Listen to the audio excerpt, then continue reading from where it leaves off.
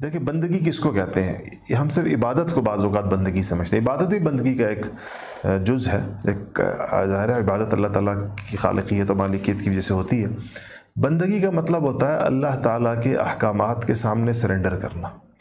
پوری دن بھر میں اور پوری زندگی میں انسان کو اپنی مختلف موقعوں پر اللہ تعالیٰ کے احکامات اس کی جانب متوجہ ہوتے ہیں. اس وقت میں اس کا اللہ تعالیٰ کے احکامات کے سامنے سر تسلیم خم کر دینا، یہ اللہ تعالیٰ کا رنگ ہے.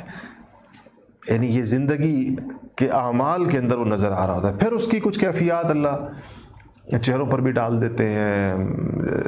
میں نے عرض کیا کہ اٹھنے بیٹھنے چلنے پھرنے جو لوگ ان کے ساتھ رہتے ہیں وہ زیادہ قریب سے اللہ والوں کو دیکھ رہے ہوتے ہیں. اور پھر جب معاملات آتے ہیں ان کے اخلاق بھی بتا رہے ہوتے ہیں. ان کے اندر صبر، شکر، عفو، درگزر، مہربانی، سخاوت، توکل،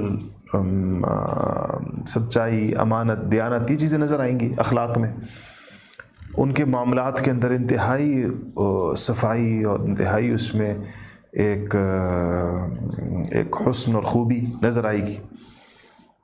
اور اپنی دل کی، اپنے نفس کی، اپنی طبیعت کی بجائے وہ احکامات شریعت پر چلتے ہیں. یہ ان کی چیزیں